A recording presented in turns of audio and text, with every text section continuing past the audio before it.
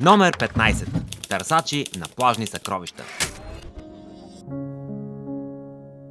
Обичайна за варненци, но доста интересна за туристи е следната гледка. Странни персонажи с металотърсачи снуват при вечер по плажовете на Варна.